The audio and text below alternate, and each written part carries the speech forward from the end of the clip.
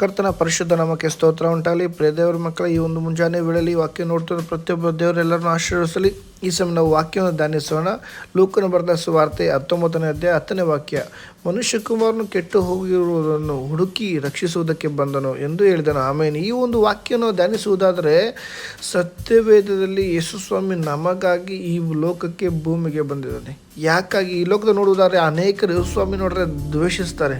ಕ್ರಿಸ್ತರು ಅಂದರೆ ಕ್ರೈಸ್ಟಿಯನ್ಸ್ ಅಂದರೆ ತುಂಬ ದ್ವೇಷ ಮಾಡ್ತಾರೆ, ಅವ್ರ ಮೇಲೆ ಜಗಳಕ್ಕೆ ಬರ್ತಾರೆ. ಈ ರೀತಿ ಇದೆ. ಈ ಲೋಕದಲ್ಲಿ ಅನೇಕರು ಯೇಸು ಸ್ವಾಮಿನ ದೂಷಿಸ್ಬೋದು, ಆದರೆ ಯೇಸು ಸ್ವಾಮಿ ಈ ಲೋಕದ ಪ್ರತಿಯೊಬ್ಬರನ್ನು ಪ್ರೀತಿ ಮಾಡುವಾತನಾಗಿದ್ದಾನೆ.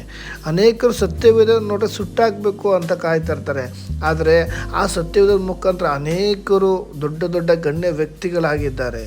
ಮಾತ್ರವಲ್ಲದೆ ಸತ್ಯವೇದವನ್ನು ಅನೇಕರು ನಾಶ ಮಾಡಬೇಕು ಅಂತ ಕಾಯ್ತಾ ಇರ್ತಾರೆ. ಆದರೆ ಪ್ರಿಯ ದೇವರ ಮಗುವೆ, ಈ ಲೋಕದಲ್ಲಿ ಮೊದಲು ಪ್ರಿಂಟ್ ಆಗಿದ್ದೇ ಸತ್ಯವೇದವಾಗಿದೆ. ಆ ಸತ್ಯವೇದದ ಮುಖಾಂತರ ಅನೇಕರು ಒಂದು ಮಾನಸಾಂತರ ಉಂಟಾಗಿ ದೇವರಿಗೆ ಪ್ರಯೋಜನವಾಗಿ ಅವರ ಜೀವನವನ್ನೇ ಬದಲಾಯಿಸಿಕೊಂಡಿದ್ದಾರೆ.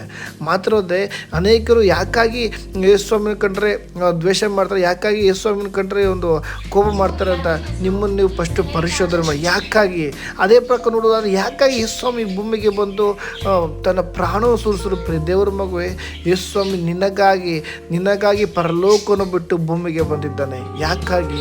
ನಿನಗಾಗಿ ಪರಲೋಕವನ್ನು ಬಿಟ್ಟು ಮುಳ್ಕಿರೀಟವನ್ನು ಹೊಚ್ಚಿಸಿಕೊಂಡಿದ್ರು. ಯಾಕಾಗಿ ನಿನಗಾಗಿ ಪರಲೋಕವನ್ನು ಬಿಟ್ಟು ಭೂಮಿಗೆ ಬಂದು ನನ್ನ ತಪ್ಪು ಪಾಪಗಳೋಸ್ಕರ ಆತನು ಶಿಲುಬೆಯಲ್ಲಿ ಯಜ್ಞವಾದನು. ಯಾಕಾಗಿ ಈ ಲೋಕದಲ್ಲಿ ನಿನ್ನನ್ನು ದೇವರು ಹೆಚ್ಚಾಗಿ ಪ್ರೀತಿ ಮಾಡುವಂತನಾಗಿದ್ದಾನೆ.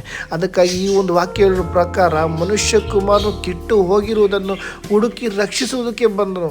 ಎಷ್ಟೋ ಸಂದರ್ಭ ನಾವು ಅನ್ಕೋತೀವಿ, ನಾನು ಸರಿ ಇಲ್ಲ, ಪಾಪಿ ಆಗಿದ್ದೀನಿ, ನಾನು ಕೆಟ್ಟೋಗಿದ್ದೀನಿ, ಜನಗಳ ಮಧ್ಯದಲ್ಲಿ ಮಾತಾಡೋಕ್ಕಾಗಲ್ಲ, ತಲೆ ಎತ್ಕೊಂಡು ಓಡಾಡೋಕ್ಕಾಗಲ್ಲ ಅಂತ. ಪ್ರಿಯ ದೇವ್ರ ಮಗುವೆ, ನೀನು ಕೆಟ್ಟೋಗಿರ್ಬೋದು, ಆದರೆ ನಿನ್ನನ್ನು ಕೆಟ್ಟೋಗಿರುವಂಥ ನೀನನ್ನು ರಕ್ಷಿಸುವುದಕ್ಕೆ ತಂದೆಯ ದೇವರು ಭೂಮಿಗೆ ಬಂದಿದ್ದಾನೆ. ಅದಕ್ಕಾಗಿ ಈ ಮುಂಜಾನೆ ವೇಳೆಯಲ್ಲಿ ನೀನು ದ್ವೇಷ ಮಾಡ್ಬೋದು, ಆದರೆ ಯೇಸು ಕ್ರಿಸ್ತ ನಿನ್ನನ್ನು ಪ್ರೀತಿ ಮಾಡುವಂತನಾಗಿದ್ದಾನೆ. ನೀನು ದ್ವೇಷ ಮಾಡಿ ಯೇಸು ಸ್ವಾಮಿನ ಬೈಬೋದು, ಆದರೆ ನಿನ್ನ ಕಷ್ಟದಲ್ಲಿ, ವೇದನೆ, ದುಃಖದಲ್ಲಿ ಆತ ನಿನ್ನನ್ನು ಬಿಡುಗಡೆ ಮಾಡುವಂತನಾಗಿದ್ದಾನೆ. ಆತ ನಿನ್ನನ್ನು ರಕ್ಷಿಸುವಂತನಾಗಿದ್ದಾನೆ. ಅದಕ್ಕಾಗಿ ಮನುಷ್ಯ ಕುಮಾರನು ಕೆಟ್ಟು ಹೋಗಿರುವುದನ್ನು ಹುಡುಕಿ ರಕ್ಷಿಸುವುದಕ್ಕೆ ಬಂದನು ಎಂದು ಹೇಳ್ತದೆ. ಹೌದಲ್ವಾ? ಈ ಒಂದು ದೇಹದಲ್ಲಿ ನಿನ್ನ ಜೀವಿತವನ್ನು ಆತನಿಗೆ ಒಪ್ಪಿಸಿಕೊಡು. ಪ್ರಿಯ ದೇವರ ಮಗುವೆ, ಒಪ್ಪಿಸಿಕೊಡುವುದೇ ಆದರೆ ನಿನ್ನ ಜೀವಿತವನ್ನು ಬದಲಾಯಿಸಿ ಆತನ ನಡೆಸ್ತಾನೆ. ಈ ವಾಕ್ಯ ಮುಖ ದೇವರ ಮೇಲೆ ಆಶೀರ್ವದಿಸಲಿ. ಆಮೇನ್.